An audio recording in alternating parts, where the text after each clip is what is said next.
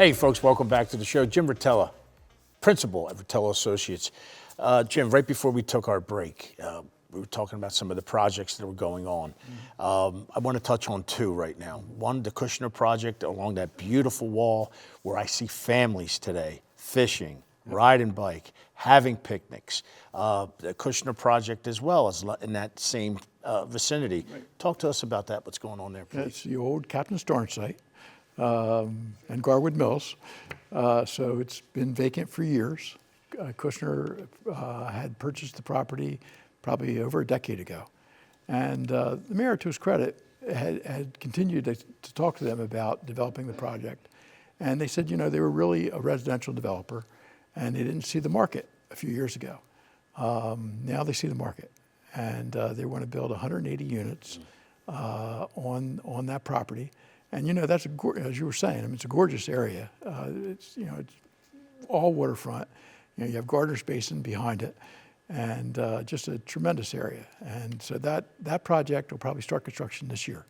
They have all their approvals. They've worked very quickly, and they're ready to start. So that's going to be a huge project.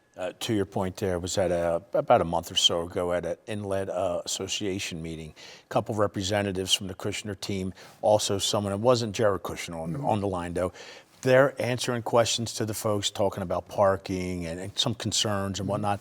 Answered every question. Every question, and it was such again, something that I haven't seen, because a lot of projects have been talked about in Atlantic City, right? But let alone do you meet the doers. Very important. And the neat thing is they have done this before. You know, if you go to northern New Jersey, they did similar projects in urban renewal areas, you know, poorer communities, and built very similar projects. And they were the first in, as they are here, and they changed that city.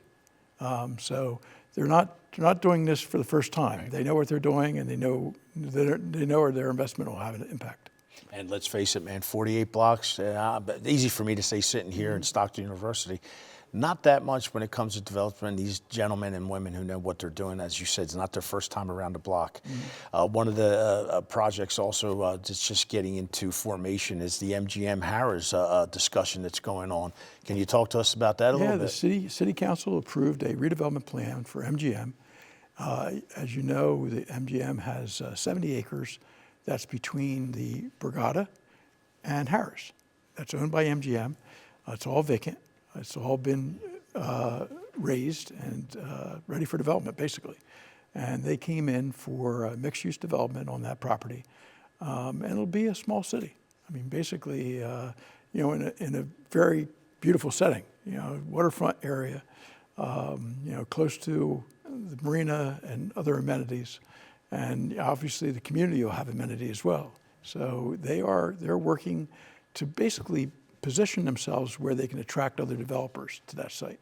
So that'll be a huge project, but they have their planning approval and they can move forward now. Love it. Again, one of those secret spots in Atlantic City. I know there's a walkway, bike walkway going into Harris, behind Borgata, Harris and whatnot, the sculpture park. Get to see that. So it won't be such a secret for me, but I don't mind sharing it with anybody when it comes to the bike rides.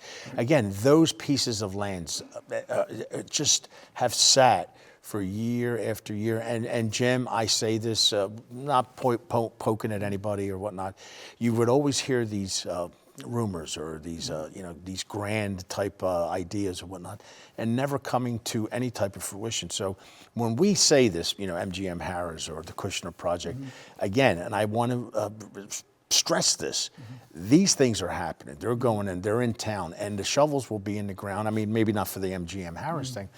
That is so important, again, because one of the things that, and we kicked off the interview about it, live, work, you know, the folks to come and live to Atlantic City. I mean, the importance of that, because we've been stuck around 35,000 for maybe a decade or more. Right. The importance of that, you know, again, because that's when the coffee shops come as well, when the more folks talk about getting that population up. Yeah, it's a good point. I mean, you know, Atlantic City in its heyday in the 30s and 40s had 65,000 people. We don't have to go to that number again, but 65,000 people, it was a thriving community. And you're right, it had all the services of any major city. and it was considered a major city at that time. Those services will come back with the population growth, and that's what a lot of people want. You know, they want to have a good supermarket where they can buy, you know, where they have an assortment of things, or more than one supermarket. I mean, at that time there were, you know, in the 50s there were 4 supermarkets in Atlantic City. So, you know, all those things change with population. So the services become better, the opportunities for business become better, and the quality of life becomes better. So, and the nice thing is, you know, the developments that we're talking about are really in the fringe areas of the city. Like you said, there are areas that are vacant now. So they really don't have a tremendous impact on the neighborhoods that exist. And at the same time, with the community development corporations, we're working to improve the neighborhoods. So the neighborhoods aren't being left out. They're front and center with everyone. And the nice thing about what's happening in the neighborhoods is, and you know this, it's being driven by the people that live there. I love it. Which is great. Yep. And the CDCs have done a wonderful job. And to your point there, it's the residents and getting to know many of them through the years, wanting to be involved, and some not involved because they were just not included when it was, whether it was casinos in its heyday, and you know, when I say the early stages of it, and they're actually tying in too, whether it's Hard Rock, Ocean, or whatnot. But the residents, and you see the people come out to the association meetings. I go from Down Beach to the Inlet, and I love what I see when they're in there doing their thing, but taking the pride, whether they're a block captain with the CDCs or involved, or a videographer, you know, that sort of thing. Yeah. Important. No, the history of Atlantic City is, it always had strong neighborhoods. Right. You know, and neighborhood identities. Yeah. And you know, like Ducktown and Bungalow Park and, you know, Chelsea, but they never had resources. You know, they would have their meetings and, you know, go to the governing body and ask for things, and sometimes things didn't happen. Right. Now they have resources. I mean, the CDCs have raised $11 million in 4 years, and this year they received almost another $3 million. So there's resources that can help to achieve the goals of the residents of Atlantic City. So it really becomes, yeah, it's the next step. Love it. And again, that's those pocket parks, the flagpoles, just whatever it may be that's going on there. Facade improvements, Facade housing improvements. rehab, helping first-time home buyers buy a home, you know, important things. Up to $50,000 for some folks to come Right. out there and get some help and You know, whatnot. Atlantic City has 38% of the residents are homeowners. Right. The rest are renters. We need to change that. We gotta and even it out. and that's probably the top goal of the CDCs, and it's starting to change. Right. Yeah. And I love it. Again, and before we get into the next subject, when you say about the pride in the neighborhoods, whether it's Venice Park, Ducktown, or Down Beach, whatnot, my Pakistani friend, Mahbub, he's from Ducktown, and he'll tell you, I'm from Ducktown. And it's great, you know. It's just like that pride still exists. And he's sitting there eating a fish sandwich at Barbera's, you know, so good stuff. Perfect. Yeah, so here it is. We're coming into the age, we are in the age of IT, online gaming. Yep. Talk about what's going on at Showboat. Yeah. Very exciting news. There's been tremendous growth in online gaming in the city, and that brings revenue into the city. It brings jobs to the city. And one project that's under construction right now will be done this spring is a 60,000 square foot online gaming studio in Showboat, in the existing Showboat. They took the old buffet and they demolished it, and they're building a new studio in there. Up at least 1,000 employees, which we don't have that many employees in Showboat now. So that's important. They'll create, you know, they'll look for housing and they'll look for other things in the area. So that's huge, and that's just, you know, one project. We're going to probably continue to see growth because online gaming, you know, has to be in Atlantic City. The services have to be in Atlantic City. And what they'll do in the studio is it'll be live dealers. So when someone goes online and they want a live dealer, they'll have live dealers for any type of gaming. So it's a great thing. It's a win-win for everybody. Again, it's just moving forward, being proactive, what's happening, and getting that space filled.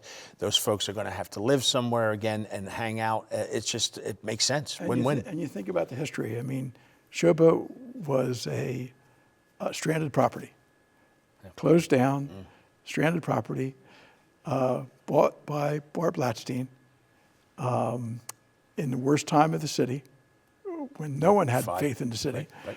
And he has slowly renovated it, put in a $100 million water park, arcades, really made it a family destination.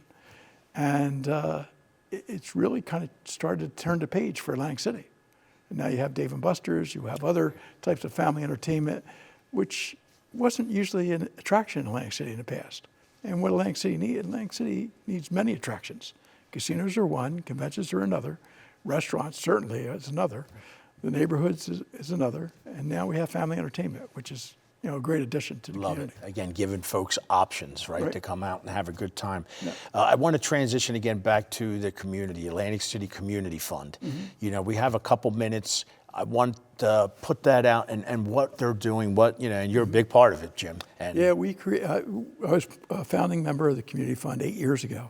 And the Community Fund was really developed to help Atlantic City, and especially its nonprofits, flourish. And at the time, there were probably 30, 40 nonprofits in the city. Right now, there's over 100.